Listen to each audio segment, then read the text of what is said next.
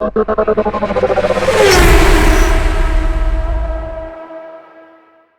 up, everybody? Welcome back to Club Import Cars and Chatter. Today we have a very special guest.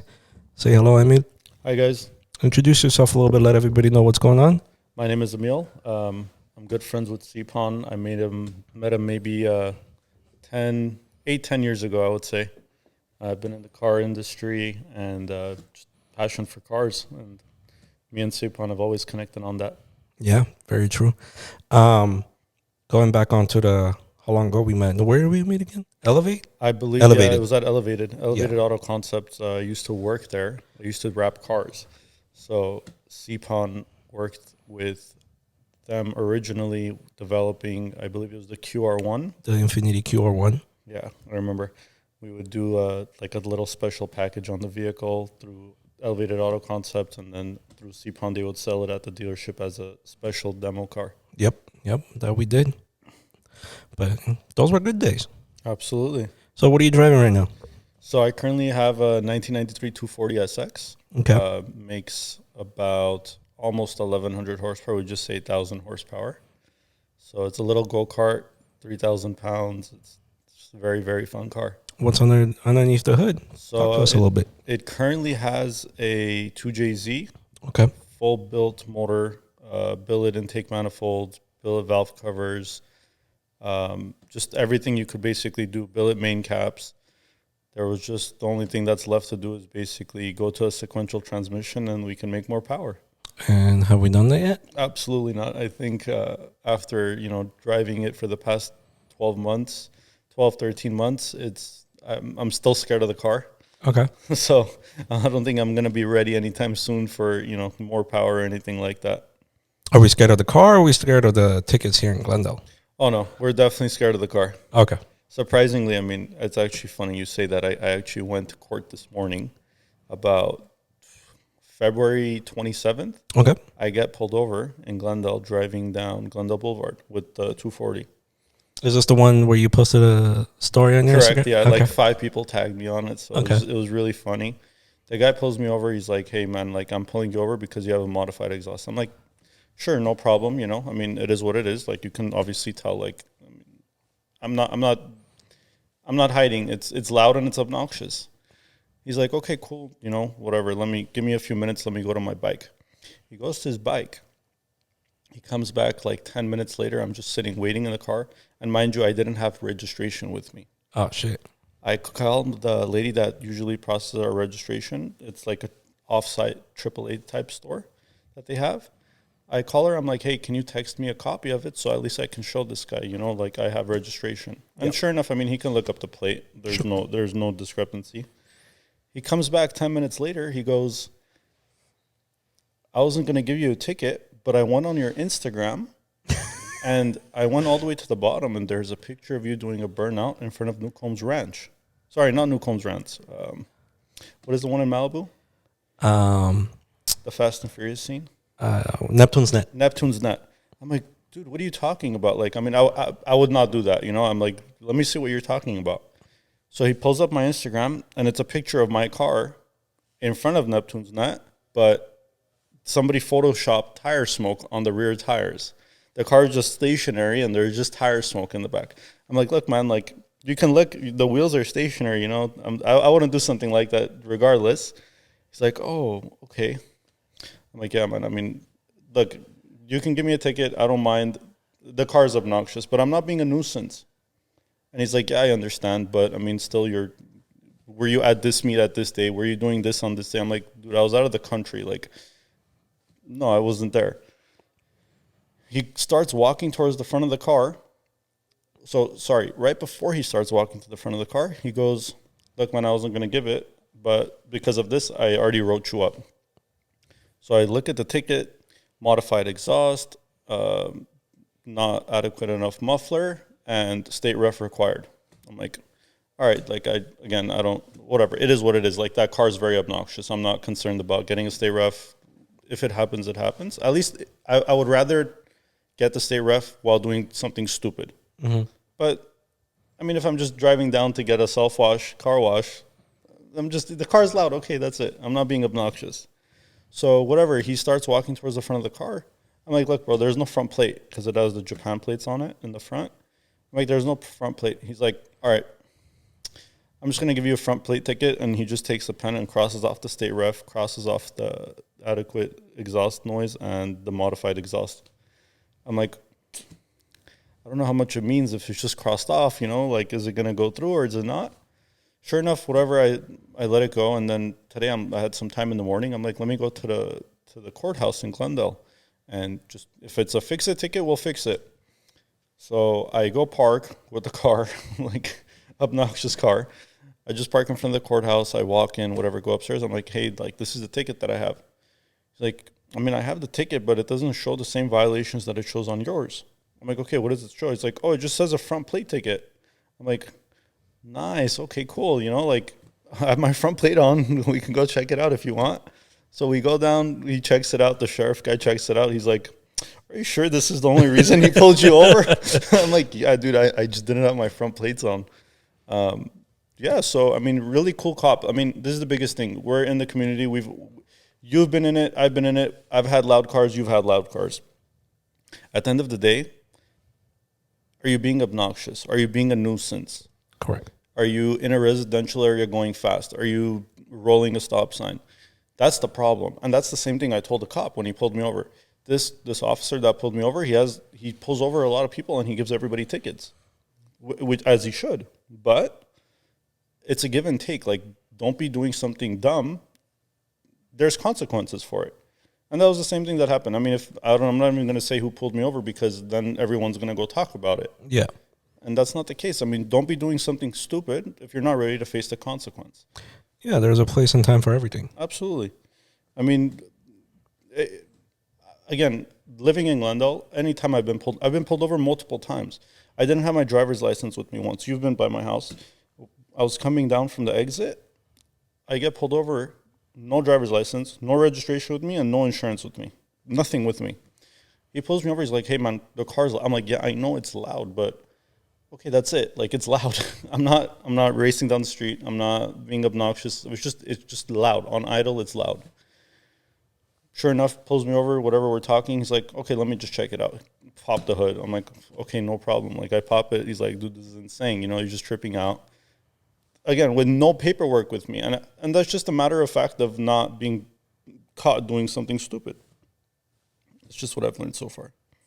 Yeah, I mean, listen, no matter how, no matter how many times I get pulled over, sometimes, no matter how much respect you show to certain officers, and this is not about Glendale, this is just in general, sometimes you're going to get that one, let's say, officer that's just going to have it out for you. Of course. 3 years ago, February 2020, literally right before COVID, on Sunland Boulevard, going downhill, okay? Foot off the gas, foot off the brake, cars was rolling, no tone, no nothing. And I think I was following 2 or 3 cars. There was a car in front of me, car next to me, so forth. LAPD pulls me over and walks up to my car. How you doing? Good. How you doing? Do you know why I pulled you over? I go, I have no clue.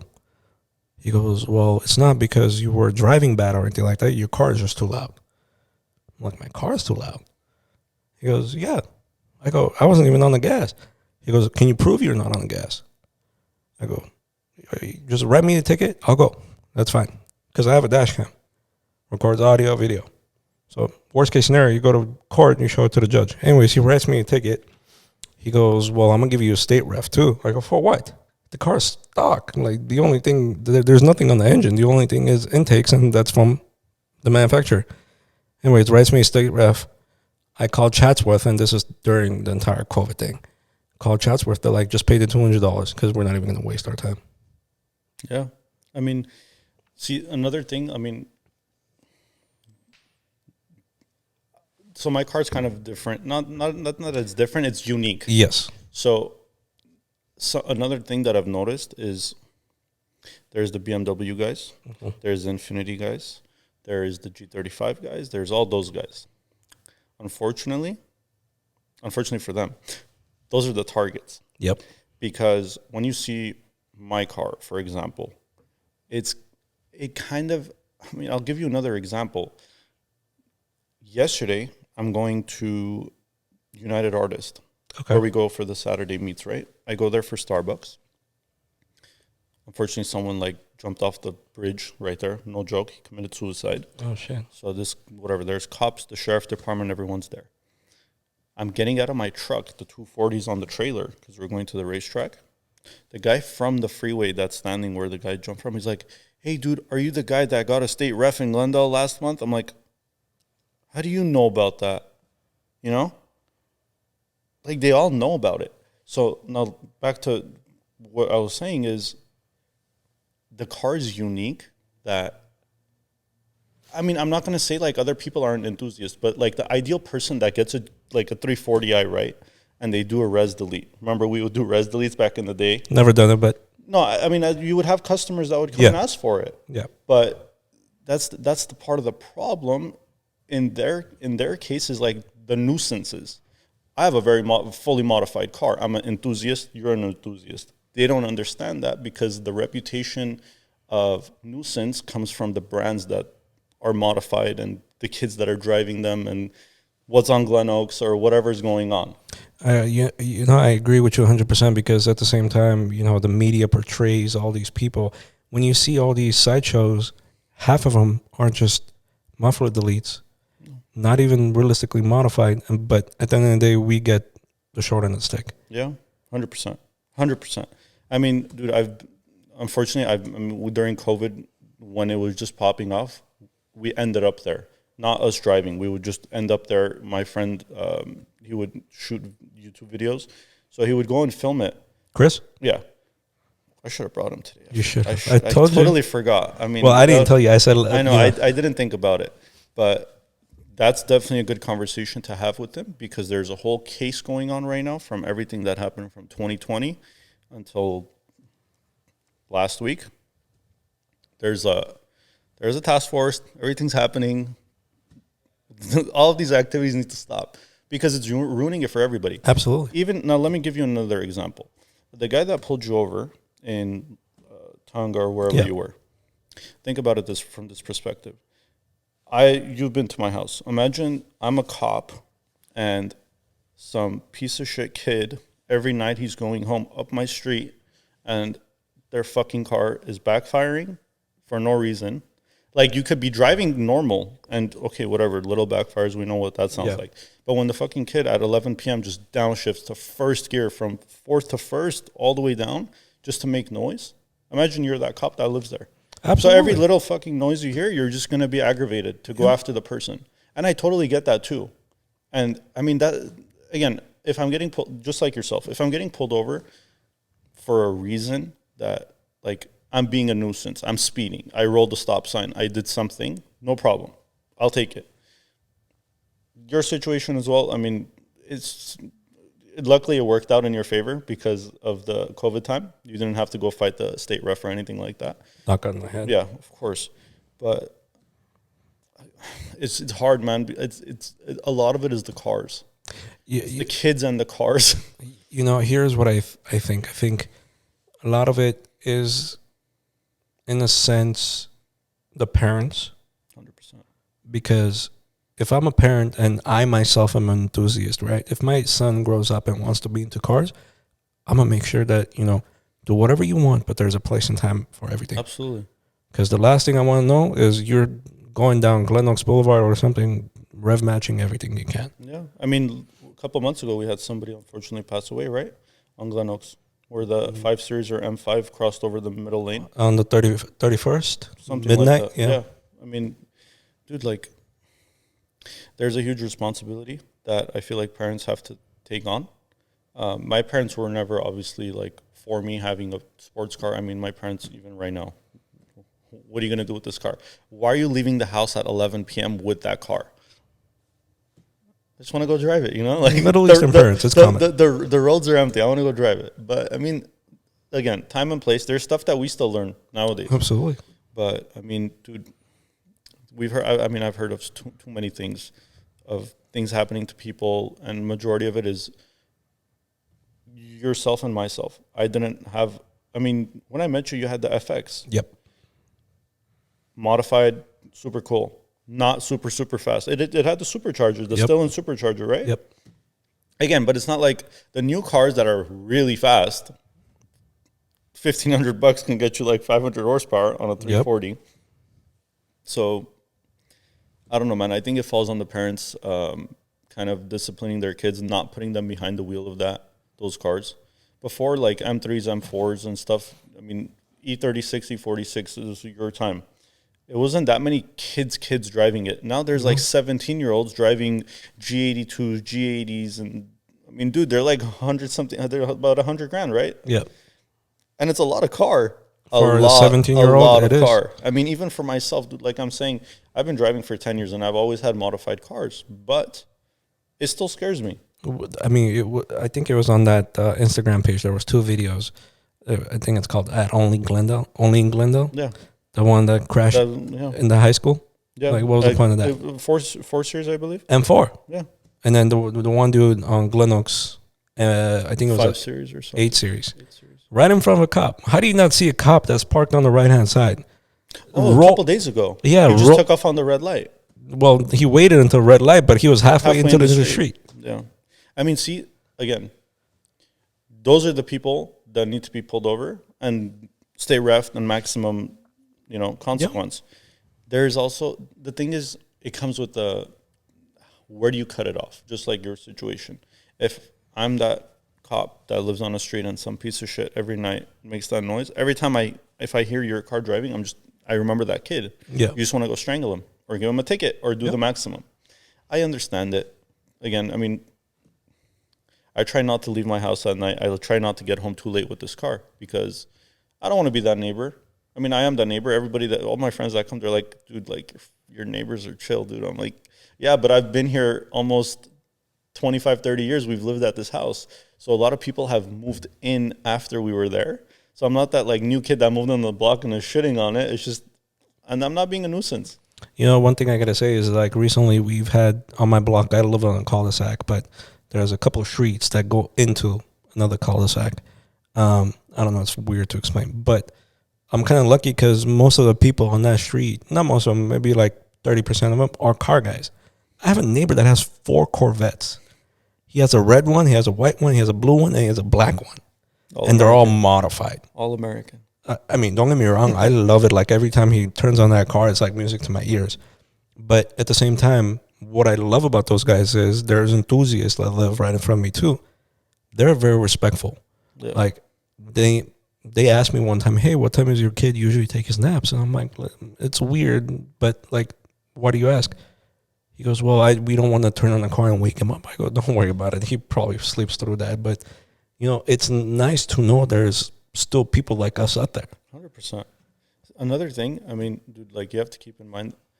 Move the mic a little bit closer if you can. Majority of the cops that I've met, they're into motorsports. Yeah. It's not just cars we don't have to say cars, but majority of the time they're into motorsports, dirt biking, off-roading, some motorsport.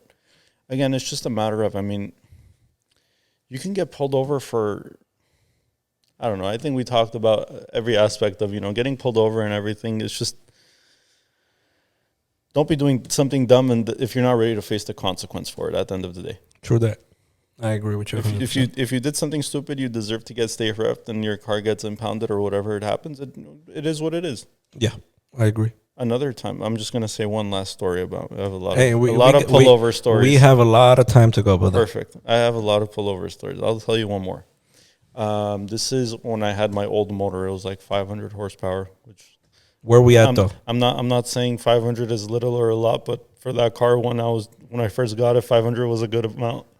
It was, I believe, maybe like December time when it was Toys for Tots and stuff like that.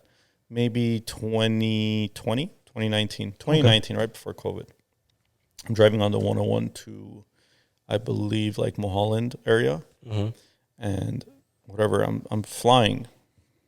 Not too fast, but I mean above the speed limit, whatever I'm flying. I see a motorcycle cop. He starts coming after me. I exit immediately. Right when I exit, I'm at the light, and then I see another cop on a bike entering the freeway. And I'm pretty sure the guy that was behind that I passed, he radioed him saying like, hey, this guy's flying, like you enter and you catch up to him. But I'd already exited, whatever. I pull out, I make the left, the guy enters the freeway, there's no cop. I go with streets to the meet, huge meet. I pull in, dude, there's like 6 cops. All of them come behind me because I was that target. Pulls me over. Hey, man, where are you going so fast? I'm like, nothing, man. Like, I had to merge like 3 lanes to exit, and I had to like kind of speed up a little bit to exit. Whatever, we talk. He's like, all right, can you get out of the car? I need to look in the car. I get out. He's looking inside the car. He goes, hey, man, your seatbelts are expired. And I have the harness, like 4-point racing harness. I'm like, yeah, man, I haven't been racing the car, so I don't, it doesn't need to be up to tech because I'm not getting inspected. He's like, all right, man, look, I'm not going to give you a ticket, but if anybody here asks you, tell them I state ref'd you. And I don't know if it's just because it's the respect, my character or like how I talk to people, but I don't know, man. Again, this car is like, it's unique, it's different. It's not like 17 shades of gray, and like it's a well put together car in my opinion. And it's not something that you see every day. So when they see it, they're like, oh, enthusiast, and like he's legit. I'm hoping that's the case. And again, he didn't give me a state ref. He could have towed my car, made me a huge example in front of everybody, but he didn't. And that was the same thing. I mean, when I went in, like I parked, whatever, I'm like, yeah, he gave me a state ref, like blah, blah, blah. Like, I think it's more also at the same time when you get pulled over, it's how you respond or how you talk to them. Yeah.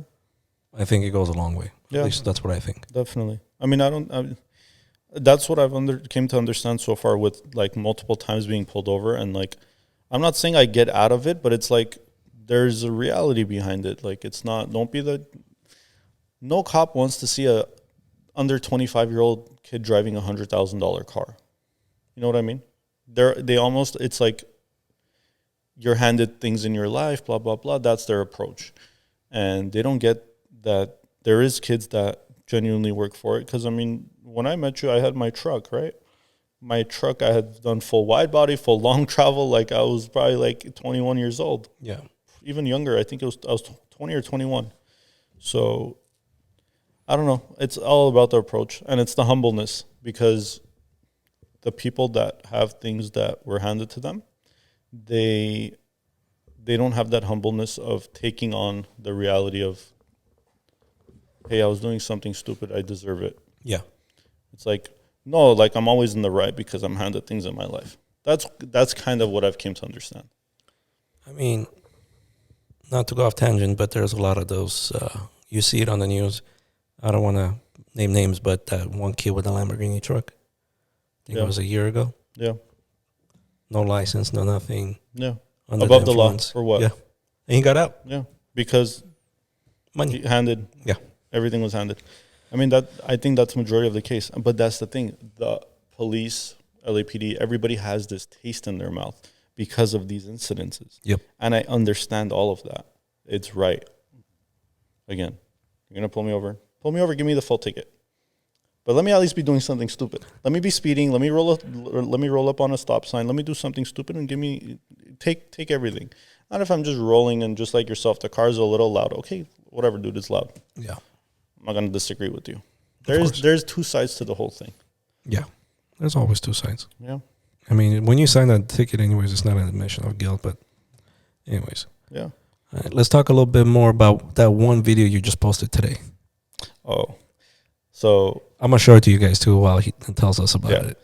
So this kind of started, what was it, last year maybe, or the year before? I don't even remember. Oops, sorry. You're good. So I met somebody kind of like I would watch on YouTube that was into 240s, and he would build his. His name was Adam LZ. His name is Adam LZ. Mm-hmm. And, you know, somebody I've always watched on YouTube. So last year, I got invited to this TV show that's being produced right now called Banging Gears. Yeah. And the concept of the show is like supercar owner team and JDM owners team. and it's Mr. JWW for the supercars, and it's Adam LZ for the JDM cars. Whatever, we did the show and everything, and I met him, super cool guy. What's funny of how I met him prior to that was he put this turbo that was for sale, that's on my car now. He put it on Instagram, on a story for sale, brand new, $1,800. It's like a $4,800 turbo. And he just posted it. I'm like, dude, I need that turbo, man. It's like a really good deal. And the intention was for this car to never have the power that it has. So whatever, I buy it and I ship it to the guy that's putting my car together. And that was how I met Adam. So last year he started an event called LZ World Tour, and he goes to different countries or different states. I think he does 2 states and then multiple countries, and they do drift events. It's it's a competition, but it's not like an exhibition. It's whatever happens that day. It's just a competition. Puts on a huge show. It's absolutely amazing, and it was super cool because it was local. Usually it's like on the East Coast or the Midwest. It doesn't really come to the West Coast. And drifting has always originated, I believe, in the U.S. from the West Coast because Formula Drift originally came to Irwindale as their first stop. So everybody's here, and they set it up here in Kern. And I told my engine builder, I'm like, hey, dude, like my car was at the shop. It's supposed to be getting a new exhaust. I'm like, hey, man, I'm going to come pick up the car. I want to take it to the show. Everyone's going to be there. Might as well we go as well. He's like, dude, as it turns out, they asked me to be one of the judges for the event. I'm like, oh, nice. No way, like small world. I'm like, all right, so let's go, like we'll go have a good time. We'll hang out and, see everybody. Everybody's there. And he's a competitor. He does competition drifting. Sure. So he's been around. He's been doing it for like 20 years. Super cool guy, Korean guy working on Japanese cars. Awesome guy. His name's Jason. I love him. So, yeah, whatever. We were there yesterday. It's freaking raining, of course. The past 2 drift events I've been this year, pouring rain, disaster.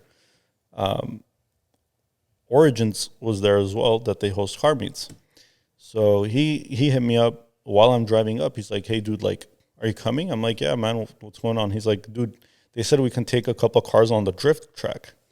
I'm like, okay, sick, like, I'm already on the way, though. I have 305 tires. I'm not going to drift the car on those tires. He's like, dude, I don't know, whatever. Just get here. We'll figure it out. So we get there, check it out. Everything's awesome, man. Everyone's drifting. Everyone's having a great time. And it's a very friendly environment because it's not like an exhibition match or like it's for fun. It's one of the guys, his car's broke. He hopped into one of his friends' cars just to drive. But it's like it's set up professionally, but it's fun drifting.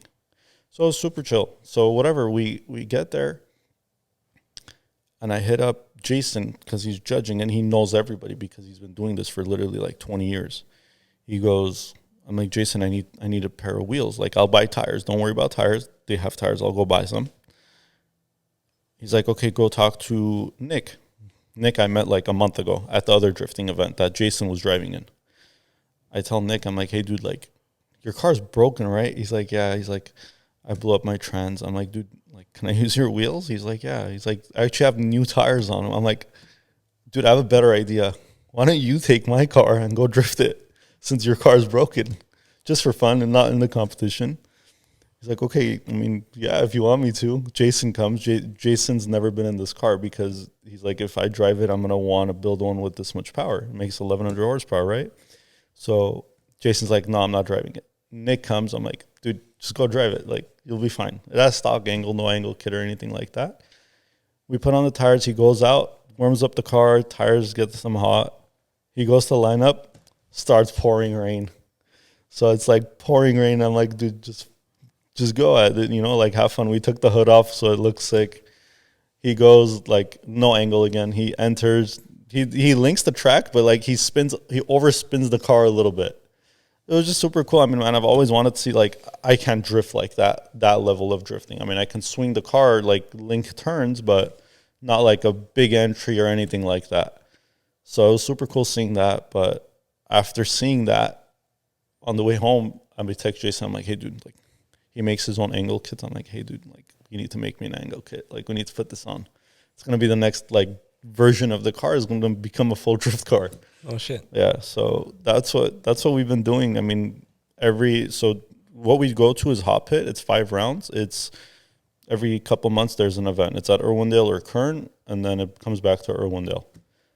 It's super cool. It's like a competition series. It's a licensing event for Formula Drift, which is super cool because it's local. And everybody, again, there's a lot of people that are here in the West Coast that drive. I mean, you have people coming from like Northern California, Nevada, Arizona. Everyone just connects here.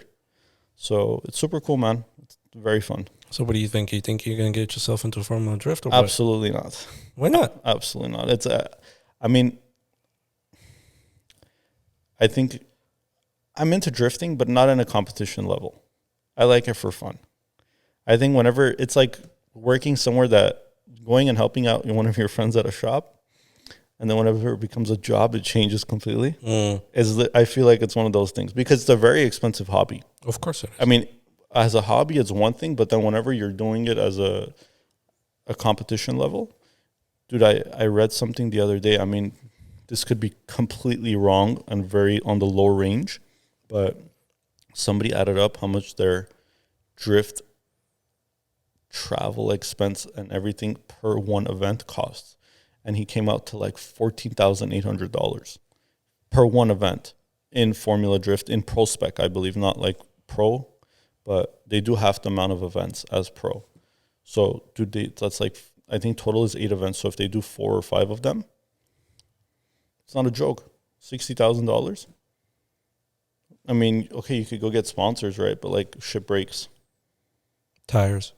You could get tire sponsor, but again, that's another cool thing. Yesterday's event, so Adam LZ made a good deal, I guess, with Excelera. Excelera provided all the tires for free, which is like absolutely uncommon for an event to have sponsored tires, 100%. Like right now, we go to Hot Pit, we're still buying tires at a discounted rate, like wholesale, below wholesale. They're hooking it up, but there's no event that's ever like put the whole thing out for free, which was super cool. That's cool. But yeah, I mean, dude, like again, I think it's one of those things like you could do it, and then whenever it becomes like a competitive level, it changes you can start to hate it as well. Right now I go for fun. Like I go with Jason. I help him out. I mean, as much as I can. I mean, I like to wrench, but like I don't rely on myself working on my own car because that's the way it functions right now is because I had a professional do it. And I'm happy that I did that because I've been beating on the car for like 14 months with all the power and I have 0 issues. My friends literally trip out. So, I mean, that's the thing. I mean, you know, seeing the car in person is one thing because I think I saw the last time I saw you was at NISFest. Probably, yeah. And I saw you at the thing too. The police department thing at the park. At the park. Remember the police department thing that they do every year? Oh, the Vertigo Park. Yeah. No, I mean like seeing your car. Oh yeah. Yeah. As far as seeing your car was, and I didn't even really see it because you came in, you were pissed off. Yeah. I don't know what happened. Yeah. And you just jetted. Yeah. So I was like, okay, I finally get to see it today. Yeah. But, you know, seeing the car and hearing it, I mean, you came past down, and then when you came back, were you just downshifting, or what was that? So on D-Cell, it doesn't like burble. It just backfires. Okay. It doesn't have like an annoying burble. It just like farts. I mean, That's a big fart. not a friend. fart, more like a bazooka launches off. Yeah. Yeah, I would say that It's was only on D-Cell below 3,000 RPM and above 1,000. So if I'm in gear and it's coming down slowly, then it'll do it. Okay, gotcha. Yeah. That shit was loud. No, it's very loud. Yeah. See, but we're in a It's a racing good environment. It's a good loud. Yeah, we're in a racing environment. We're at the track. You could be loud there. No, here's what I'm saying is like, what I'm trying to say is like, it's not an obnoxious loud. It's a clean loud. It's not to a point where you're like, oh, Muffler deleted, no cats, nothing like that. burn down this piece of shit. Yeah. It's not like that. It's clean, it's nice, it sounds good, and it looks good.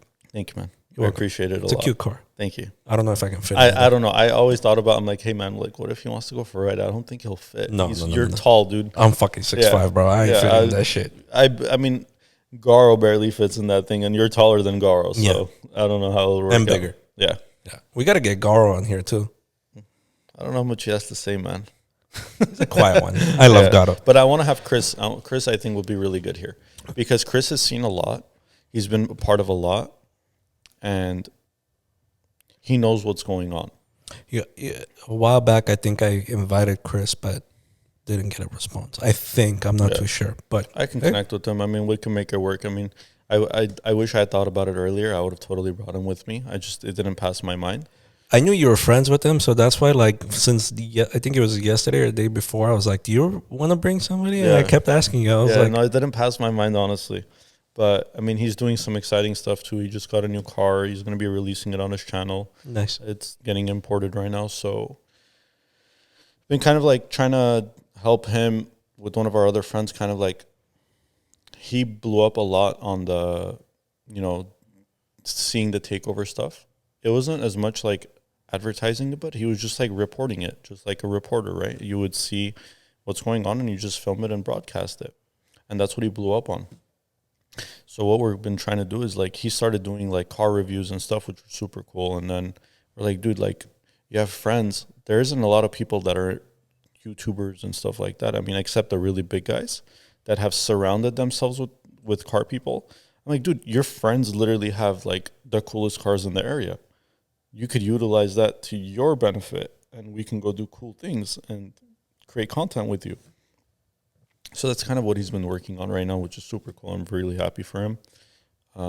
It's going, changing the style. He's trying to change it, not too much. He likes to be filming the videos, not being on the other side of the camera, which contradicts itself a little bit. It does, but I mean that's the aspect of how vlogging works. If you're gonna vlog or you're gonna be a reporter. Yeah. So he's balancing it out. He's just trying to see what he likes, and the biggest thing for him is doing what he likes. It's not about just making content. He wants to make content that he likes to produce, stuff that he genuinely enjoys watching. And it might not be what I like or what you like, but it's his preference. Which I mean, I respect it, but I want him to do well too. Good. I mean, everybody. I mean, within our community, it doesn't matter who it is. We always want them to do good. Yeah. I mean, we started plugged in, but really didn't take it far. But I think with the amount of cars that we've collected in the past 6-7 months, I think we can film at least 10 episodes with plugged in and see what we can do with that. Yeah, man, it's exciting stuff, bro. I mean, this is a cool thing. I mean, in our community, it's like, unfortunately, it's visualized. If you're not in the community, everyone is just one group. And unfortunately, it's like one bad group. They view it as. Yep. But with you doing this, it kind of allows people from the outside to understand that there's two sides. Let's call it a sport. There's two teams. There's the nuisances, and then there's us, the enthusiasts, and the people that are passionate about the sport and the sport growing in a good direction. And I mean, I don't know, bro. I mean, I'm into older cars. Like, I like new cars too. Don't get me wrong, but having an older car, like I wish there was older cars that are big enough for you to comfortably fit into, because I think you would enjoy it a lot too, because you're very different from what's around and what's seen on a regular basis. Yeah. That's what's cool. I mean, I literally went to a show like 2019 at the racetrack. Dude, it's all exotics, and I won an award because it's different. So I don't know. We have to find you something like get me a '68 unique Mustang. I'm happy, bro. I'll build that. Dude. American cars have a lot of room. In it. Let's do it. On our RB. But it's funny because you're talking about bringing everybody on and talking about this. We brought on Glendale PD, and we're gonna keep bringing them on. But it's just scheduling in the past few months. It was a little bit crazy. But we're planning on bringing them back. I'm going to tell you, I think we lost so many followers just because of that. And I really don't care. But that's the thing, man. I mean, they need to know who we are. We don't need to be hiding from nobody. Exactly. It's like, dude, be an open book. Again, if you're concerned about, because there's cops on the channel or they're watching it, don't be doing something stupid, because you're messing it up for everybody else. It's not even that. Myself. It's not even that. Homeboy already knew how to get on your Instagram. Yeah, they're already watching. I mean, he pulled it. Dude, I'm like, It's crazy, dude. Like when he said Instagram, I'm like, there's no way you're like looking at what I did in the past to justify whether I'm going to get a ticket right now. But it could be a good thing though. What if I'm that kid that goes to takeovers and does dumb shit? Yeah. Right? Write me up, take me to fucking jail. Or you look at my fucking thing. I'm at the racetrack. I'm trailering my car. I'm not doing something stupid. Weighing the options, which is not bad. It's not. And to me, it's more of an educational thing. It's having them see us of who we are as far as enthusiasts go, and having everybody else on the outside see who they are and what their concerns are. Yeah. Because, I mean, as sad as it is to say, too many people get hurt. 100%. Too many people die off of that shit. Yeah. I don't know if you remember that G37 doing the circles in New York, had no front bumper, ripped the guy's face off of him. Really? I haven't seen that. But we won't. You just see kids, dude. They just get hit by quarter panels, bro. It's like, what are you doing there? What Why are you in the what, pit? what are you doing there? Dude, these young girls, I don't get it. Like your guy hit you up like, hey, cool, like let's go somewhere sick tonight. Like, no, like, dude, grow up. Is it worth it? Like getting sideswiped? And then the parents have no idea where their kids are. It's scary, bro. I mean, you have a kid right now. Like, I mean, I'm getting married next year, so I mean, I'm in the baby fever. All of our friends have kids, and like, I'm like, dude, like, how am I gonna raise a kid when there's all this chaos going on in all aspects, education, kids going to takeovers, whatever it is, you know, like it's a huge challenge. It's scary, but I mean, I don't know, man. I don't know. But, you know, anyways, going back to car talk. What's next? I don't know, man. Somebody asked me the other day, he's like, what's the next move? On what am I going to do? I mean, working with at Elevated or with Garo at GK, I mean, dude, I got to drive I've driven almost every car that I would have wanted to have as far as exotics. For me, honestly, man, like exotics are cool, but I want like unique, like older cars, like my car, or like a Evo 8 or Evo 9, something like I can personalize it to my taste. And that was the thing when I met you too, is like customizing, personalizing, and that's what wraps were when we started 2012. When we were doing wraps, it was like to be unique, to be different. Not like everyone has the same damn wrap color. Even back then, I mean, everybody was getting mad dark gray. Right? Yeah. It was like the most common color. But I don't know. I mean, I don't know what my next move is as far as the car. I think this car ideally needs to be sold because it's very dangerous. And I mean, if I'm getting married and stuff like that, having kids, like I can't. It's very tempting to drive this car. And you want to drive it fast. I mean, you can always, park it, take out the battery, make yourself a hassle so you won't have to put it back in. But the adrenaline is so much whenever you do drive it that you'll be like, I'll go put the battery back on. I'll go charge it. I'll go do all that. It's absolutely crazy. I haven't had adrenaline from anything. Like, dude, you get blurry vision driving that car. It's nasty. And I mean, I see cars like, it was Texas 2K like 2 weeks ago. Bro, they do like 60 to 130 in like 2.5 to 3 seconds. It's absolutely insane. And this car's like, I mean, the lowest I got it was 5.02. So they're going twice as fast as me. 60 to 130. 60 to 130. It's disgusting. I can't see in front of me when I'm driving, let alone going 2.5 seconds, going, 70 miles an hour. So I don't know. I mean, let's say if you do sell it. What am I going to get? Yeah. So the ideal scenario of what was going to happen with this car was to find a Supra and take everything off of this car and put it into the Supra. MK4? Yes. Okay. Because it has everything that a Supra wants. Plug and play. Correct. And then another, dollar value-wise, that car is not worth that much. Basically, the money's in the motor. So if someone wants to buy that car and use it for what it is, they're buying it for the engine. Exactly. They're not buying it for the car. You could make a car like that look that way for $15,000. It could have 150 horsepower though, but no one's gonna know the difference. Yeah. You know, there is a show version of that car. They had a original motor in there, exactly the same color, just gold wheels.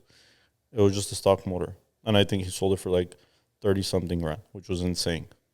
So, again, if you're gonna buy this car, it's because you want a very fast car, and that's what it would be for.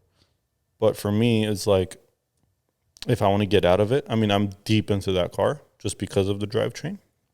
If I wanted to get out of it, the best case scenario would be for me to buy a Supra, like a rolling shell or something, hopefully left-hand drive, and take everything out of this car, drivetrain, computer system, ECU, everything, and put it in the Supra for it to have some sort of a value. The guy that built this car, he had another customer. So I broke their dyno record when we built this car. They do like drift cars and stuff, not like high horsepower like Supras or anything. I broke the dyno record, and then right after that, this guy got like 3-4 Supras that wanted to come in for upgrades. Dude, this guy sold a right-hand drive. He did the same engine build as mine, everything identical, same exact power. Right-hand drive car with a molded body kit, not original body. 93 right-hand drive, he sold for $127,000. From here in California, he sold it to somebody in Texas in 1 week. This is a couple of months ago. So props to him. That's huge. And I don't remember what order he went in. I think he had a Mark V. He traded for the Mark IV. From the Mark IV, sold it for 127 grand. He got a GTR R35. From R35, he's sold up to a Turbo S now, Porsche Turbo S. So he's gone like this very sick, like upgrade, you know? But that would be my ideal out for this car. Supra. Well, to get out of the car. Okay. I don't know what I would do next, though. I really don't. I've driven, I mean, dude, the first Aventador SV that came to, like, California, I drove it off the trailer and around the block. So, I mean, I've driven it, like, okay, it's cool, but, like, it's just I like driving cars. Just because the doors go up or the car is an exotic doesn't mean anything to me at this point, because I want to be able to drive it. I mean, if a 30-year-old junk-ass 240 can smoke it, then I don't want to be that guy either. Yeah, I don't want to spend $500,000 on the car. And then get smoked. Yeah. So then I'll rather be on this side of the category. But I don't know, man. It's a very tough corner. Somebody asked me the other day. One of my friends has a GT3, Porsche GT3, 991, badass car. It's a driver's car. Who are we talking about? Joe. Okay. Yeah. Badass car, driving car. Not very fast, but it's a driving car. So I don't know, man. So, you know, it's funny you talking about a GT3. I don't remember who I was talking to, but we were talking about the GT 911 Turbo S, and we were talking about the GT3 RS. And he was like, well, I would never buy a GT3 RS because it's not faster than the Turbo S. You don't buy a GT3 RS because it's slower or faster. You buy it because of the track. You buy it because of the canyons, et cetera, et cetera. 100%. I agree with that. The only thing that did happen to me was when I was at GK working with Garo, he had a customer come with a 991.2 Turbo S, and he's like, hey, I want a full GT3 kit on the car. GT3 RS. Okay. GT3 RS from bumper, GT3 RS fenders, badass wheels, lowered wing, everything. Bro, that's a car. Oh, of course. And the only reason is because the GT3 is not practical. I mean, you could drive it, but your back is going to hurt. Yeah. It's a very rough car. I mean, remember my black GTR? Yeah. It was like garbage. It's literally like a bucket list car for me is like a Turbo S. Not a 992, but like a 991 body style with GT3 fenders style with the louvers and everything. That's like a bucket list car for me. I'm not in that range obviously right now. And dude, my friends have cars and they're like, dude, I've had every car. Like, what am I supposed to look forward to? Dude, he's 2 years younger than me. He has two 458s. His dad has a 458 and he has a 458. It's like, what am I going to upgrade to? I'm like, I don't know, dude. This is hard because I'm not at that level to like, oh, I'm going to go get a Turbo S. But it's like something you want to work up to and like one day be able to have it. And I think the Turbo S for me is like that car because it could be fast. It looks badass. And it's a very classy, like exotic level. I don't think Porsche is like exotic, but it has like its own like humbleness in the community. You know, when we're done after this podcast, I'm gonna have Simon show you something real quick. Yeah. You're gonna be very happy. I'm down. He has a Porsche Cup car. No way. Yeah, it's sitting What right body behind that style? door. 991 or 991. 982? No, 991. No way. Yeah. Yeah. See, Full on sick, race bro. car though. Yeah, that's sick. Yeah, and you can't. I don't remember if he said he registered or not, but He's trying to get it registered. I don't think you can because it does have a VIN number. Yeah, I think they have like less digits though. Yeah. Yeah. So I don't know. Anyways, I want to pick your brain on something, but we're not gonna mention names. Sure. Just to keep the broad questions. Not broad questions, but like with what's going on right now. We talked a little bit about it before the show started. That situation. Should we mention names or no? We can talk about it. Yeah, I don't mind. I mean, I'm not in that industry of. So there's a scenario that everybody knows about. It's not like we're okay. So it's out there, anyways. So I follow them. I follow their builds. I watch Daily Driven Exotics, Gintani, so forth and so forth. What do you think of the whole situation with Sheepy Race? So we kind of briefly talked about this earlier. Mm-hmm. Look, anybody that is buying a car or anybody that builds a car, you could come and buy my car tomorrow and it could catch on fire. The car's been altered. And anybody that gets that car needs to understand that you're not touching a OEM factory vehicle at that point. I don't care who put that car together. If it's not the dealer, a tech touched it. So for this situation that, I mean, they're bagging on Sheepy, okay, like, yeah, it caught on fire. But what can they have done? I mean, things happen. You're talking about a car that's over 1,500 horsepower. Everything's been altered. He mentioned something. I watched a video that he posted. He mentioned that it went through a couple owners. It had E85. They tried taking it back to put it on pump gas and whatever. Again, you're getting a car that's very modified. If somebody buys my car tomorrow, they're driving and they put 91 fuel in it. This car, you could put 91 and you could put E85. They put 91, they drive it. The temperature goes up. E85 cools the motor down. On 91 gas, your engine runs hotter. Yeah. So if I tell him, hey, bro, it runs at 180 degrees on E, he puts 91, it's at 210, and he's tripping out. Or he forgets to turn the fan on to auto mode and messes it up. That's on him. This scenario, I don't think it's on anybody. Everybody needs to understand. Again, Alex Choi has had multiple twin turbo kits from them. They've been blown up. What does he do with the car? There's nothing left he could do at this point. I mean, he's done everything with the car. It's going to happen. Yeah. Even Daily Driven Exotics, I think they had the twin turbo kit on their car at one point. I don't know what happened to it. But, I mean, I don't think any shop should be getting, like, shut down. Like, getting this bad reputation built up on them. I think in this day and age of social media, is no matter what you do, you're going to get grief. But what I don't, I watched the video that Alex posted too. One thing I don't agree with is leave his family out of it, because apparently they've been like attacking his wife and stuff like that too on social media. Dude, but you know what's crazy? It's the people that don't have these cars or that are not customers. Exactly. What are you doing? You just stop. Get off the keyboard. Just you worry about you and your day-to-day life. These people, I mean. Okay, they have a problem. You're going to go talk crap or say something to someone's wife. Just don't go give them business, which they're not already. Go give it to Gintani. Yeah. Same thing. I mean, I don't know, man. People, this is a problem with social media. I mean, I'm in the restaurant industry now, so I had an incident happen at one of our restaurants, and it got completely blown out of proportion because a customer came in after the fact and took a video 5 minutes into an incident. And they had no context of the video. This video went out on TikTok.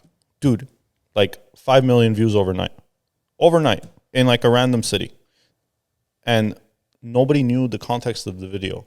If they knew the context of the video, it would have never gotten to that point. Same thing with this car. I mean, okay, giveaway car catches on fire. let's see who can get the most views right now by posting it, you know? Like, if I was the first person to post it, we're all getting, you know, everyone's getting viewership. And that's what people care about. They don't care about the reputation of these other shops or brands. Yep. So, I don't know, man. I mean, it's an unfortunate situation. People at the end of the day need to understand, like I said, a modified car, things are going to happen. I let somebody drive my car yesterday, and one of my other friends hits me up, hey, bro, why'd you let some random guy drive your car? I'm like, dude, like, it's a fucking car, bro. It's not end of the world. If it's going to blow up, let it fucking blow up. If it's going to happen, it's going to happen, whether I'm doing it or not. And now if he drives the car into the wall, that's a whole different story. But, I mean, anybody could have been driving that car. It could have happened last week that it leaked fuel. From my understanding is that they changed the fuel system on the car to 91 or pump gas, and I guess something popped off, or well, according to him, Something wasn't connected correctly, is from my understanding. Yeah, one of the lines. But you know, going after the person's family is a different story. Absolutely, man. I mean, it's out of place. What did they do? Why? What's the point? I mean, dude, there's been conversations. I mean, there was conversations of Sheepy, oh, they're downsizing because of this, they're downsizing because of, like, dude, who cares? I'm doing it for my well-being. If I'm the owner of Sheepy, I want to downsize my shop. He got a huge shop. His shop is freaking huge. I want to downsize. I want to take it easy. I want to enjoy my life. I have kids, whatever. What is it to anybody else? Are you freaking bored with your life? You're going to come in like, oh, he's downsizing because they're not doing good. Like, no, dude, maybe they're doing fucking great and he doesn't need more money. Like, whatever it is. It's irrelevant. You know, sometimes just because they have a bigger shop doesn't mean more money. It's just more overhead. It's just more overhead. Yeah. And maybe he thought that having that much overhead would have been good. Anyways, we're not here to protect anybody or anything like that. Not. But, you know, I reached out to a couple people that are talking about this, or our customers, invited them to the podcast to see what they have to say. But I highly doubt anybody's. They're hiding behind a keyboard, dude. Even the customers that are bitching about it or talking about it, I feel like they're just, dude, okay, you're so upset. Go take your fucking car to UGR and shove it in their face. Yeah. Take it to Gantani and shove it in their face. Alex and Alex are friends. Gantani and Sheepy are friends. And that's a super cool thing too, man, because like a lot of respect to them. They're both in California and they both do similar style of work. And I'm not going to say, like, Sheepy came from street racing, like Honda Civics. Like, my buddy's Evo has a Sheepy manifold on it. So that's where they came from, and they've been in that industry.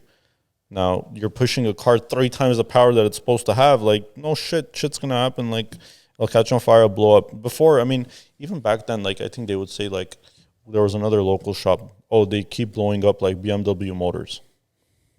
Dude, it's trial and error. Shit's going to happen. And they took accountability for it. But did they get, like, their wife was threatened or whatever? No. I mean, in Sheepy's situation, okay, unfortunately, the car caught on fire. Insurance isn't covering it. If Sheepy wants to, you know, do something nice for the guy and rebuild the reputation, the huge reputation that they have, I bet you he has an R8. Hey, dude, shit happens. Yeah. Take my car. You won the car. It's unfortunate of what happened. I'm not going to, at that, first things first, thank God nobody was hurt. Absolutely. Because fires are completely, you could go out of control. Especially when it's like gas involved. Exactly. And I, from my understanding, I guess it's right behind the firewall. It's a super dangerous situation. But, I mean, again, I'm sure they're working something out. That's up to them. As far as people on social media, dude, I already said how I feel about it. I mean, a majority aren't customers. Maybe 1% of the customers. The rest are just keyboard warriors. Yeah, I agree with you 100%. And it's been like that. And it's TikTok, and it's mainly TikTok now. And I think that's why they're kind of trying to ban it, because it's just neglecting all the situations. I think the reason they want to ban TikTok is because if you read the license or end user agreement, it's fucking scary, bro. Yeah. Like the amount of access that app has over your phone is insane. Yeah, I'm sure. But it's crazy, bro. Anyways. Any last words before we call it a night? I don't know, man. I'm trying to think of a way to give you a ride in the car sometime. Oh, man. Not in Glendale. No, absolutely not. I mean, it's just, dude, it's a very raw car. You don't need to be going fast. It's just the way it is. No car that has power, you need to go fast to feel how much power it has. That's the difference. Sick. Yeah, man. I mean, I'm super happy to be on. I mean, I've watched your other videos, so it's been awesome. I mean, I've known you for like almost 10 years, I think. Over 10 years. It was 2013, probably, when you were doing those cars. You first 2014, 2013. No, you worked on the FX in 2012. The gray, when it was gray or silver. Yeah, dude. I mean, time fucking flew. Yes, I was in high school. I remember that. I graduated 2014, so I would ditch high school. V would call the school and like dismiss me, and then we would come kick it at the shop and smoke hookah and hang out. Hey, let's not put that out there, bro. No, I mean, that shop doesn't exist anymore. It's not there anymore? It's there, but it's not operated by the same guys. Okay. So V has a body shop now. Me and Garo were basically like co-workers, and then when I had left from Elevated back then, and I found like this shop in Glendale, the old shop. I'm like, hey, Garo, like there's a 6 spots like right down the street from your house. Like you should go get it. Sure enough, he went and got it, and then I'm like, I went and helped him out for the first year, and like he got situated, and he's doing great too. So good. It's been good, man. I mean, it's nice, like full circling with everybody, and like the 10 years of evolution of everything, and all the ideas that everybody had of growing and everything like that. Absolutely, it's awesome. Well, Emil, thank you, bro. It was a pleasure having you. Thank you, man. And it's an honor. Talk to Chris. I will. Let's get him on. We'll get here. We'll talk a lot of shit, and I'll make sure we'll go longer. Awesome, man. No, we're good, bro. Amazing. Thank you, guys. Thank you, everybody, for tuning in. Thank you to Simon, Straight Auto Body Shop. And if you're looking for some carbon parts, make sure you guys hit up South Bay Auto Works. Link is below. And make sure you guys follow Emil as well.